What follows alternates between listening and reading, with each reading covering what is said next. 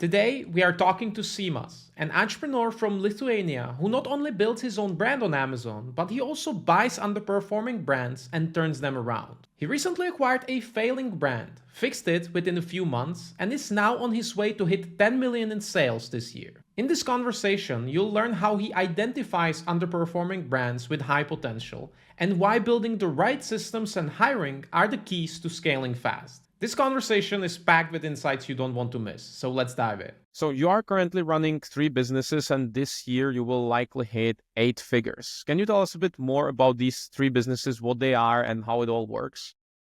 All right. Okay. So we consider 8 figures, combining all them together. We splitted them into the different categories. I would say one business we created from the scratch by our own. We run 4 different private label brands, and the goal of that business is to exit. So we nurturing that brand and growing up, and in 4 different categories. We're expecting them to exit within a few years. The second business is the acquisitions business. So we are looking brands, I would say underdeveloped brands with the possibilities to fix, to put our hands on and fix issues that the previous owners had, and put our expertise and knowledge how to set up the supply chain, how to fix account management issues, etc. So this is the second business. So recently we acquired already a few brands. Upcoming few months we'll close the deal again. So we are looking quite good potential into this niche as well. And the third is account management company. We open up due to the idea that this account management system will have the competence and will be able to manage not only our own accounts, the ones that we acquire, not only the ones that we already developed from the scratch, but also we will look for the customers and provide it as a service. And those knowledge base will be set up into one company. The rest companies that will be just the owners of the brands, and they will run the revenues. They will grow the revenues as separate entities. I assume that the first company you mentioned that is 4 different private label brands. Did you start that company on your own or with a co-founder? With a co-founder, we are two business partners, and we launched that company 2017. We merged our strengths together, I would say. I started my e-commerce journey on 2009, so it's already 16 years almost. And he came from different sphere, different expertise and different knowledges. And in 2017, we joined our forces, and we opened up the company. We started selling private label brands on Amazon. In 2021, we made exit. We sold our 3 brands that we grew from the scratch, from the just idea. And in 2021, we gave ourselves, how to say, confirmation that our business framework works. So we can create businesses from the scratch and later on to make them attractive for others to be acquired. And therefore, after the acquisition in 2022, we started new brands from the scratch, and we already developing them. The idea behind it is to grow them up until some certain level and make the exit again. But on top, since we already developed a team, we developed the knowledge, know-how process, so we were able to share the expertise as a service. So we created an account management company as well, besides our main business. And on the top, we started to acquiring underdeveloped brands that we can put our hands on. You mentioned that you combined your strengths. So if you could tell us a bit more about the dynamic of the two co-founders, like what is your accountability, what is your strength, and what about your co-founder? All right. So basically, my responsibilities are management, company management, marketing, and Amazon sphere. So everything is related on Amazon and the e-commerce. It's my duties to be responsible. My business partner's responsibilities are supply chain management and dealing issues with suppliers and all the logistics.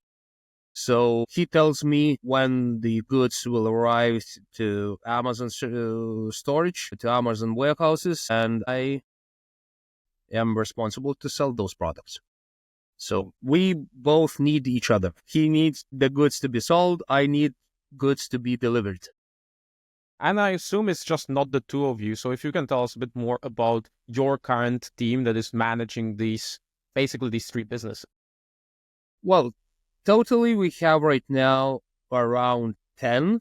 Some of on top, some of the people we hire, they are more freelance or based on freelancer based business type of helpers to us, I would say in this way. So it's just project based. For example, we need video commercials, video content to promote our products. So it's one time go. We hire them, they make a videos and then they leave. Also, copywriters, interpreters, etc. They also are hired from outside the company. Full-time jobs that people who works for full-time jobs schedule, there are 10. And me and my business partner, we also very active into the businesses. We work on daily basis. We are not looking to the business from the distance. We are very happy what we are doing. We like what we are doing. So far, we do not want to get away, lay in the beach and drink a margarita. No, we want to get our hands dirty. We like what we do, and we still have some energy and etc. to do what we do. So we still into the business as well. Just what we do not do like daily, like we do not write copywritings. We don't participate in photo shootings, etc. But we manage all the processes, so we know how to do everything properly. So we are very tightly and we are very close to the processes as well. So where do you find the employees and how do you hire them? Most of them, they are local in Lithuania. Few are from Philippines as a virtual assistants. So for very technical tasks to fill up Excel spreadsheets with some certain data, to collect the list of competitors, etc. So we hire Philippine virtual assistants. For more creative tasks and for employees that I want to be them close to me, like that I could reach them out anytime I need. So I look them into Lithuanian employees market and put the ads advertisement that I'm looking for employees for some certain tasks, and I do interviews. And after most how the process works, I know that they do not know what I'm looking for. I mean that there are no such kind of universities or any kind of schools that they prepare such kind of professionals.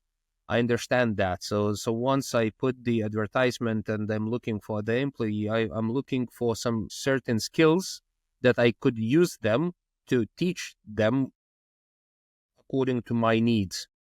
So this is the process. So are you hiring more based on potential rather than some existing Indeed, expertise? yes, indeed. Well, potential is not only the technical skills, but also the values. I'm looking for the person that I would be very happy to work with.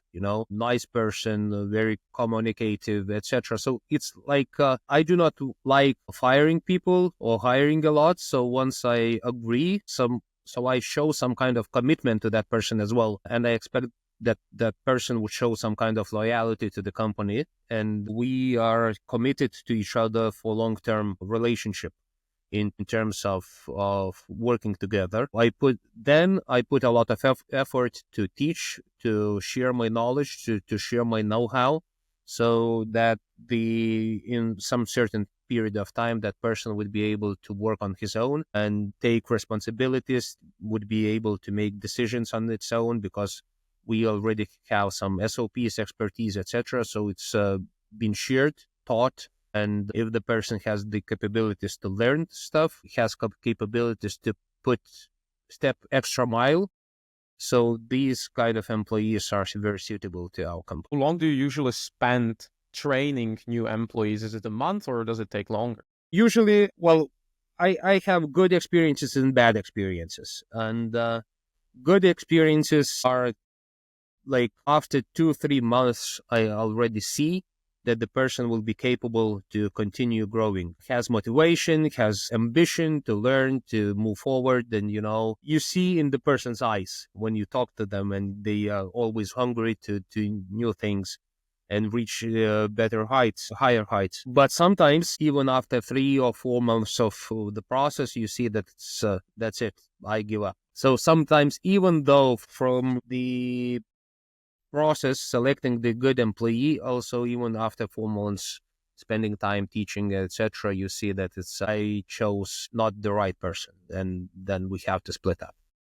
It happens, but it's okay. That's the beauty of doing business, I would say. It's not nobody knows, nobody has a crystal ball and could guess the future. So even though during the interviews of the employees you can make mistakes, and that's okay. I understand that it sometimes happens.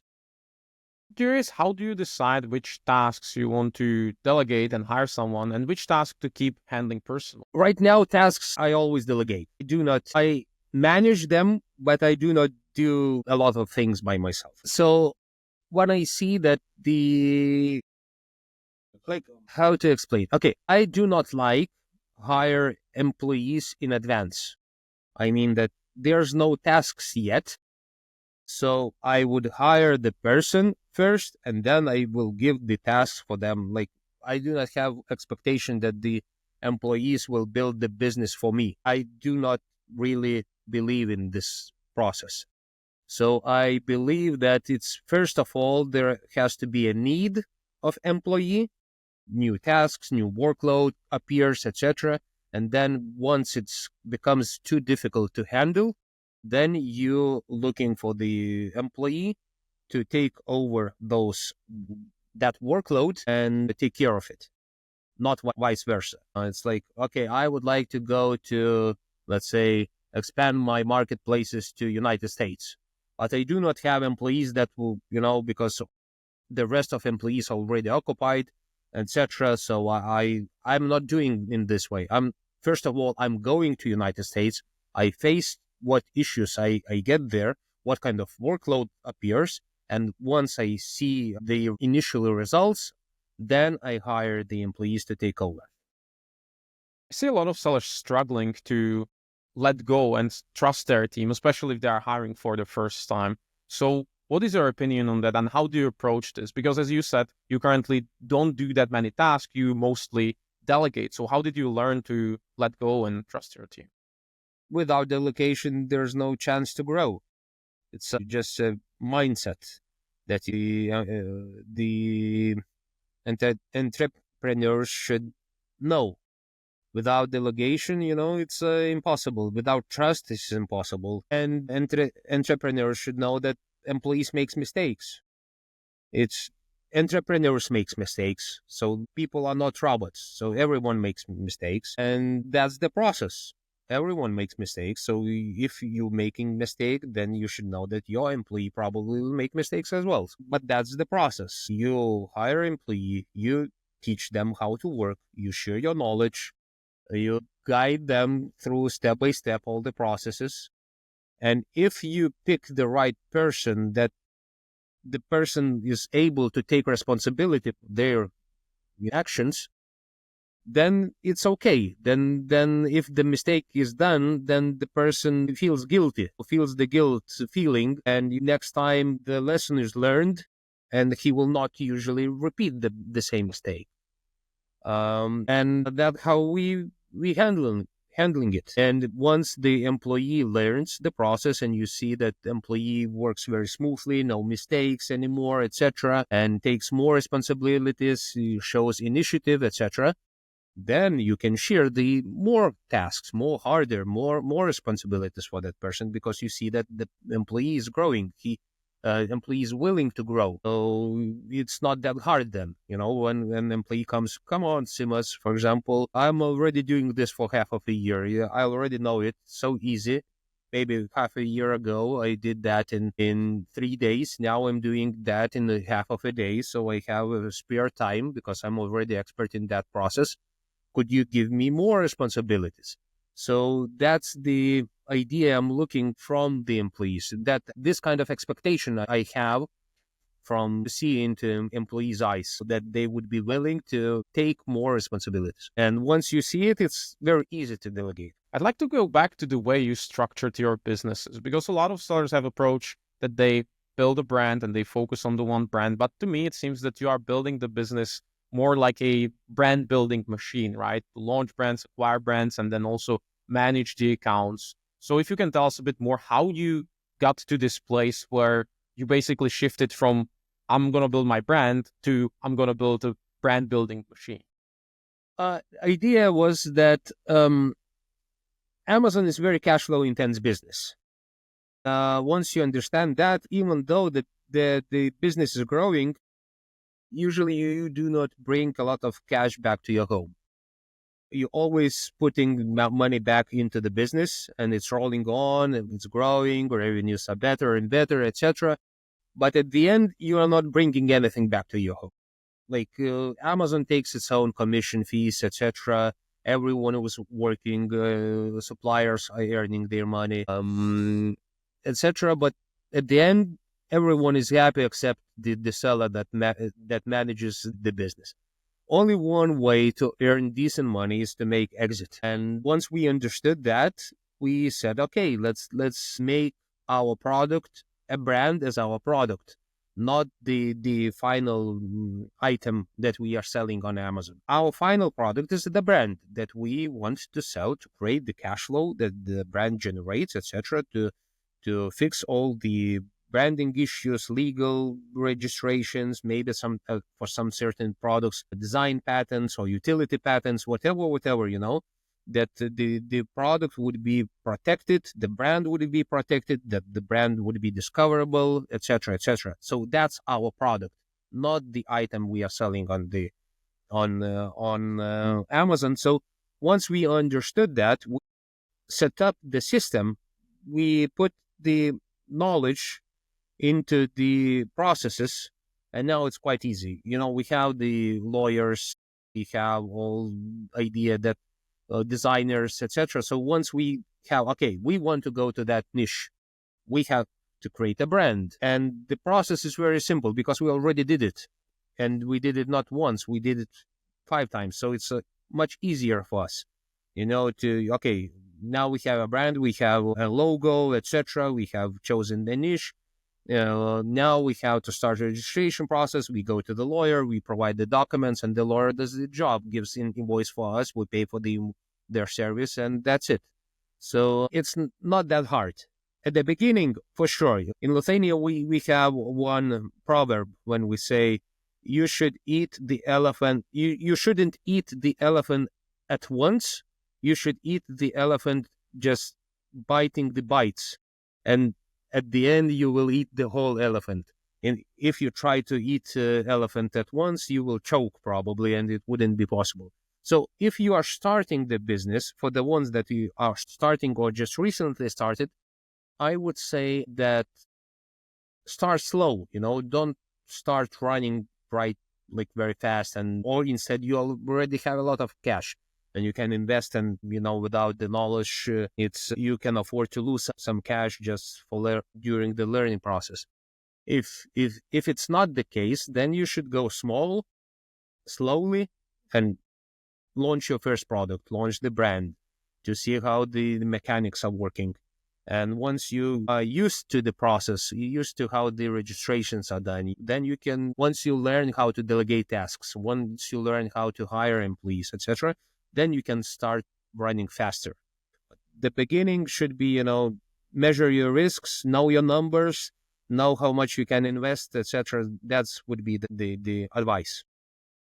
What is the long-term vision for the business? To make an exit for the brands we develop. And probably we will stop creating the brands once we lose our energy into the here, and then maybe we'll look somewhere else. Right now, we are very happy with what we are doing. So long-term strategy is to creating new brands. Once the old ones are sold, we will create a new ones. You mentioned acquisitions of underdeveloped brands. So if you now see brands you consider acquiring, how do you determine whether they are underdeveloped? What are the most common issues you see in brands that you know that you just can grow because you have the expertise?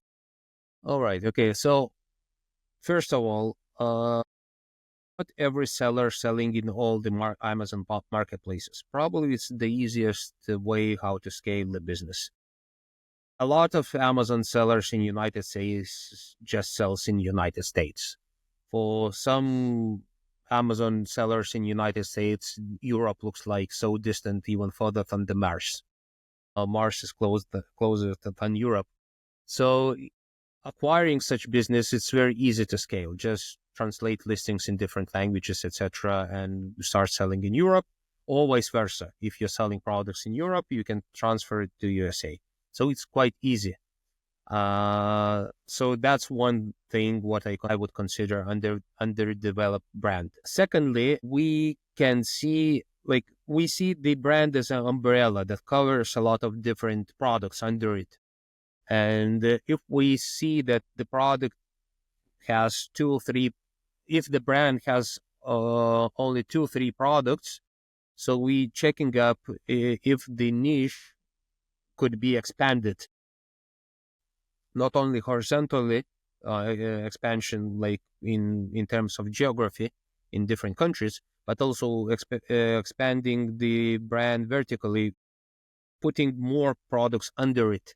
So to create more products, because we have expertise in launching new products, so it's not that frustrating process to us to launch new products, to start selling them. And probably the third is to fixing current listing issues, to see if there's a potential to fix advertisement campaigns, to see if video ads are in place or not. So maybe we can just film new video ads and start getting extra ads traffic and increase sales, to see if the pictures, descriptions, etc. are okay, and maybe we can increase organic positions. So yeah, probably those three ideas: expanding geographically, expanding vertically with more products, and checking up current products, the ones that we are acquiring, if we can fix them and make them better. Thank you so much for sharing. Okay, you're welcome. Well, and that's a wrap. If you want my one-on-one help to help you systemize your Amazon business and build the right team, make sure to check out the link in the description. Our next video is all about planning. I share my full planning framework and help you implement a proper planning system in your business. So I'll see you there. Bye.